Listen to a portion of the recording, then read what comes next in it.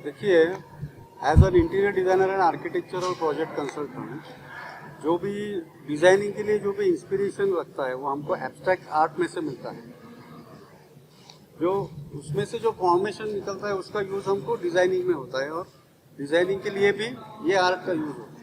तो ये सब एब्स्ट्रैक्ट का जो जो मन के अपने भाव रहते हैं उसके ऊपर से सब बनाया हुए फॉर्म्स है, जिसमें आर्किटेक्चरल फॉर्म्स भी है, और उसके ऊपर से आर्किटेक्चरल फॉर्म के इंस्पायर होकर वो कलर में प्ले किया हुआ है।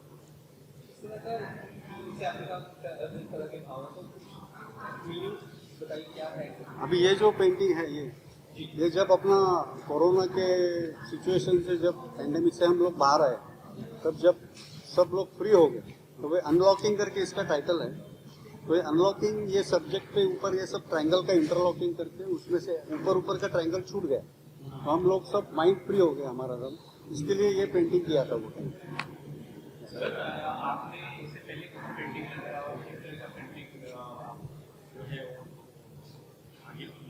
इसके पहले पुणे में काफ़ी सारे एग्जीबिशंस हो चुके हैं, और काफ़ी सारे बायर्स है, काफ़ी सारे इंटीरियर डिजाइनर्स और आर्किटेक्ट के पास भी मेरे पेंटिंग्स है, उनके क्लाइंट भी मेरे पेंटिंग यूज़ करते हैं, और उनके काफ़ी सारे प्रोजेक्ट पे डिस्प्ले हुए। काफ़ी सारे प्राइवेट बायर्स है, उनके पास भी पेंटिंग्स है, और 2-3 शोरूम में भी पेंटिंग्स लगाए हुआ है पुणे में। इंडिया के बाहर भी आपने? हाँ जी, इंडिया के बाहर भी है, न्यूयॉर्क में है, यूएस में, कैलिफोर्निया में है। आपको सबसे अच्छा रिस्पॉन्स कहाँ मिला, इंडिया में या क्या? इंडिया। पेंटिंग की सब्जेक्ट्स है वो इंडियन माइथोलॉजी, और इसको डिपिक्ट करती है। अभी मेरे पीछे जो पेंटिंग है मैंने अष्टदिशा पे बनाया हुआ है। तो अष्टदिशा यानी अष्टदिक्पाल, जो हर एक दिशा का जो एक देवता रहता है, उसका जो आयुध रहता है, वो आयुध मैंने उसमें पेंटिंग में डिपिक्ट किया हुआ है। ये पेंटिंग तो वो दिशा के जो कलर है, कलर और उसकी जो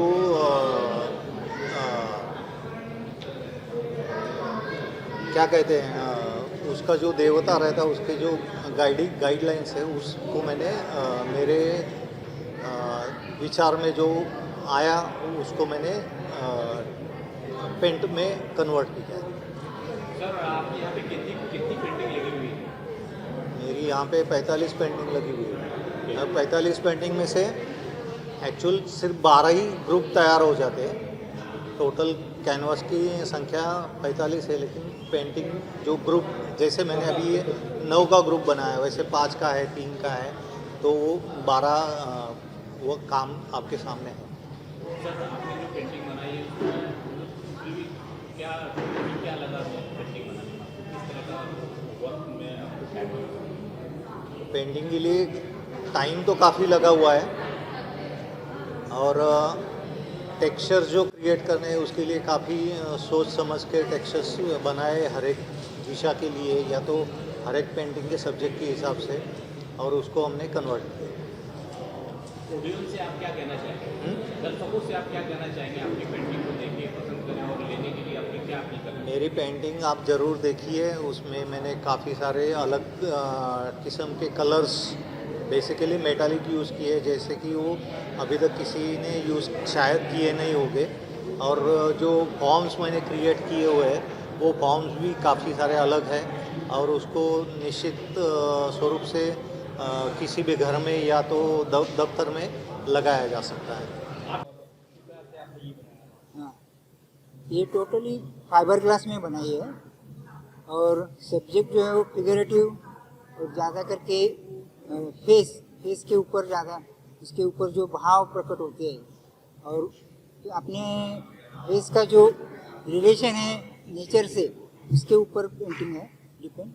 तो ये जो दिख रहा है वहाँ पे, तो 2 ऐसे फेस दिखाए, एक स्त्री तत्व और एक पुरुष तत्व।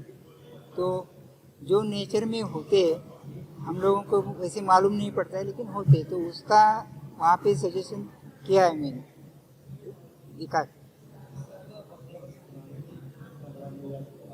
हाँ हाँ, इसको एक एक जो म्यूरल है उसमें कम से कम 3 वीक्स लगे बनाने के लिए, और उसके ऊपर जो है कुछ अलग अलग तरह की पेस्ट लगाई है, नेचुरल पेस्ट। सर आपसे मैं जानना चाहूँगा कि यहाँ पे जो पेंटिंग है वो अलग अलग है, आपकी पेंटिंग कुछ हटके है, उसके बारे में कुछ बताइए। ये कैसे थॉट आता है कि आप हटके आपने बनाया है? हाँ, एक्चुअली मैं पेंटिंग तो बनाता था, बहुत सारी कैनवास पेंटिंग मैंने बहुत पहले बनाई, लेकिन कुछ अलग बनाने के लिए, अलग मीडियम बनाने के लिए मुझे फ्री फॉर्म में काम करना बहुत पसंद है। और वो फ्री फॉर्म में काम करते करते ये थॉट आया कि ऐसे कुछ सब्जेक्टिव पेंटिंग बनाएंगे, ऐसा। क्या क्या? हाँ, यहाँ पे एक 9 म्यूरल्स लगाए हैं, और ऐसे है कि वॉल पे हैंग कर सकते, इतना हेवी नहीं है कि उसको कुछ ये होना चाहिए, हैंग कर सकते, ऐसा लाइट वेट भी बनाए है। फेमिलियर नहीं हूँ मैं। आर्ट्स मैंने देखा है, फोटो म्यूजियम देखा है। और ये अभी इसमें जो अलग अलग मीनिंग निकालने के हैं, वो हर एक जन का अलग अलग मीनिंग निकलता है। तो हम लोग जो सोचे हैं वो सोच दूसरे की हो सकती है, नहीं हो सकती है, ऐसा एब्स्ट्रैक्ट के लिए ऐसा हमने सोचा। एक्चुअली जब हम एब्स्ट्रैक्ट की बात करते हैं, मतलब जब रियलिस्टिक पेंटिंग होता है तो उसमें जो आप नेचर में देखते हैं वही कैनवास पे उतर आता है। लेकिन एब्स्ट्रैक्ट मतलब मन के भाव जिस तरह उतर आते हैं। तो अगर आपको शायद ये पेंटिंग में उन्होंने बोला कि अनलॉकिंग है, आपको शायद कुछ अलग लगेगा, मुझे शायद कुछ अलग लगेगा।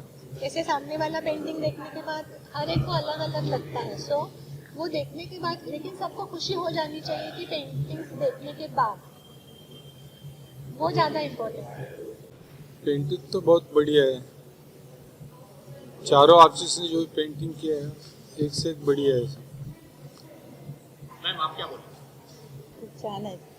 आम्हाला खूप असं बघितल्यानंतर जास्त वेळ देऊन बघायला पाहिजे, कारण आम्ही त्या ह्याने बघू शकत नाही। तुम्ही ज्या टाईपने करता त्या आम्हाला ते शांतपणे बघूनच आम्हाला ते कळतंय।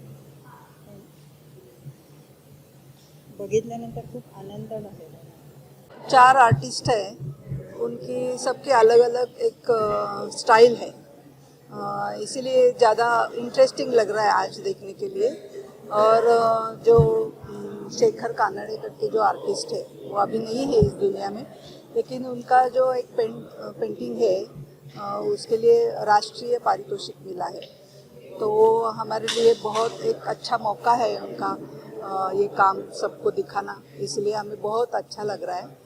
और बाकी सब जो पेंटिंग्स है वो बहुत ही अलग अलग स्टाइल से है, इसलिए थोड़ा अच्छा लग रहा है। मैं भी कुछ ऐसा ही कहना चाहूँगी कि हर एक पेंटिंग है उसका अलग स्टाइल है। सो कुछ पेंटिंग्स में पैटर्न्स है, सिंबल्स है, और कुछ म्यूरल्स है, और तो वो सब एक साथ जब डिस्प्ले होता है तो बहुत ही अलग उसका अपीयरेंस आता है, and it looks very good. Sir क्या ये थे फर्स्ट आए थे इसमें, उनका वो ड्राइंग है, उनके जो फ्रेंड है शेखर कानड़े है, प्रकाश लोहनकर है, विनोद है, ये सब 4 जन मिलके एग्जीबिशन इधर यहाँ ये किया है, एग्जिबिट किया है। तो एकदम मुझे उनका जो क्रिएटिविटी जो है, उनका जो विजन है वो बहुत अच्छा है कि ऐसा सामान्य पब्लिक को वो समझेगा ना, लेकिन बहुत उसमें क्रिएटिविटी है और लोगों को पसंद आएगा और लोग खरीदेंगे, ऐसा मुझे लगता है। आज का जो शो जो यहाँ पर जहांगीर आर्ट गैलरी में लगा है, उनमें से 3 आर्टिस्ट से तो मेरी पर्सनल मुलाकात हो चुकी है पहले, तो उनको कई सालों से मैं जानता हूँ। तो इनके काम का, तीनों का काम का जॉनर जो बिल्कुल डिस्टिंक्ट है, और वो आप देखते ही पता चलता है कि किसका काम है।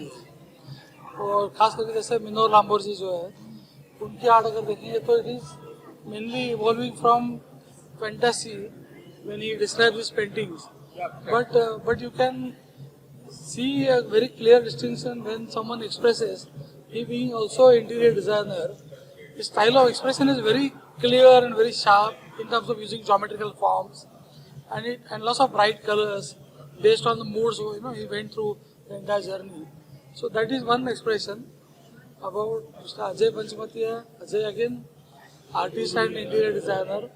He also his painting also speak a lot about cleanliness and the thoughts are expressed in a very definite manner. But he has used lots of soft and subtle colors, expressing all the elements of nature and the life system around the earth. But the thought process is expressed in a very minimalist and very clean manner. So that is very impressive, I believe. And thirdly, about Mr. Prakash Lonkar, his sculptures again, we have used his sculptures in our projects.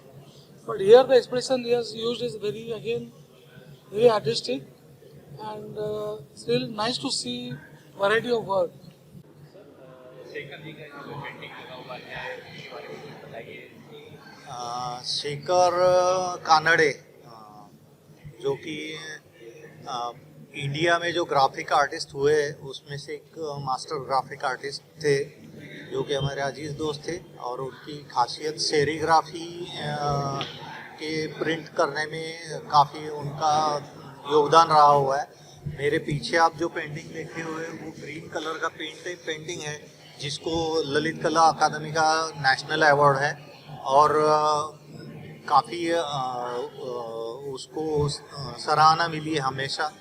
उसके नीचे वाला भी painting उनका ही है, और वो actually काफ़ी सारे लोगों को ग्राफिक्स के बारे में सिखाने में, और उन्होंने काफ़ी सारे स्टूडेंट को उसमें गाइड किया हुआ है। शेखर जी से सर आपकी जो काफ़ी पुरानी पहचान हो गई, तो शेखर जी से आप सीखते थे या वो आपको सिखाते थे?